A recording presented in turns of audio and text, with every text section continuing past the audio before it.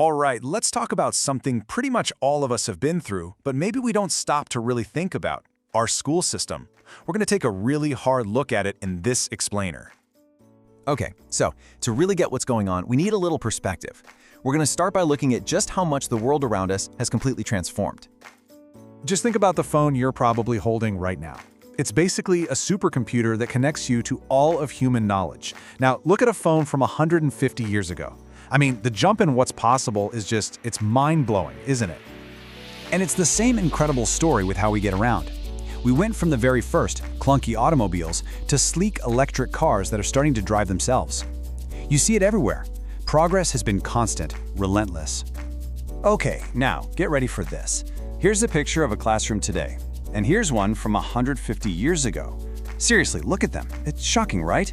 While the entire world was being reinvented, the one room that's supposed to prepare us for that world has stayed almost exactly the same, frozen in time. So that stark difference leaves us with a really uncomfortable question. If school is supposed to be about getting kids ready for the future, why does it look like it's stuck in the past? To figure out why things are the way they are, you have to dig into the history of the system. And it turns out, our schools were never designed for today. They were designed for a totally different time. It's what people call the factory model school. And when you hear that, it all starts to make sense, right?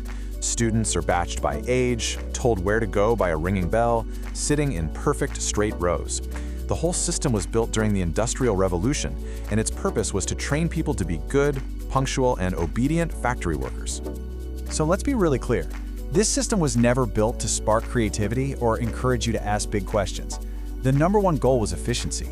It needed obedient hands to work the machines of that era, not the kind of adaptive, creative minds we need to thrive in the world today. And this huge disconnect, this old system in our modern world, well, it's not just some interesting historical fact. It has a very real and often painful human cost. You know, this sentiment probably feels familiar to a lot of you. I got the grades, I followed the rules. After graduation, I felt lost. So many of us play the game, we do exactly what we're told, only to step out into the real world and realize we feel completely unprepared. And that feeling of being lost really points to a giant hole in our education.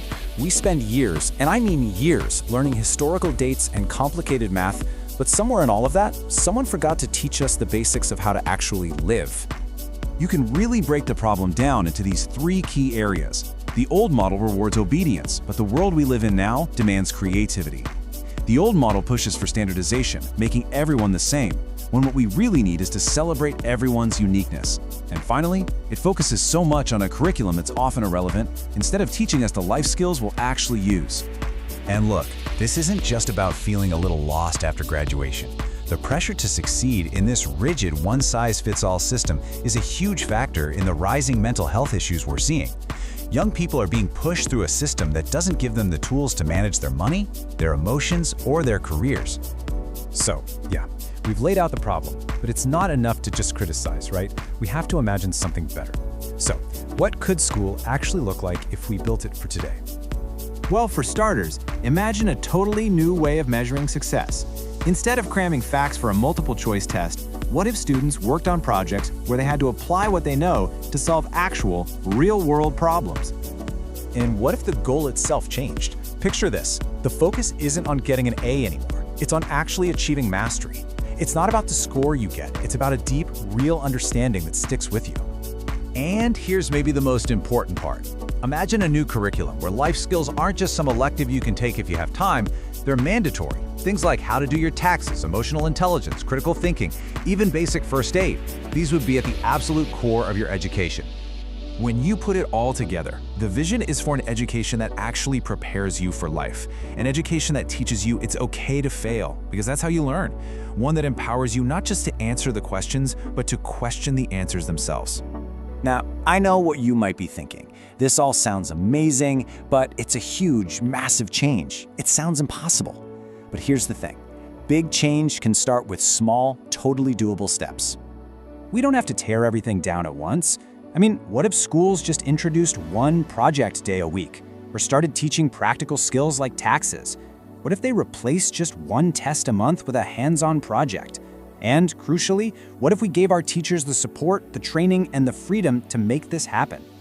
So, I want to leave you with this really powerful thought. If you ever struggled in school, if you ever felt like you just didn't fit in the box they made for you, remember this: you're not broken. The system might be. And just knowing that, well, that's the first step to building something better. An education that finally serves the future instead of being stuck in the past.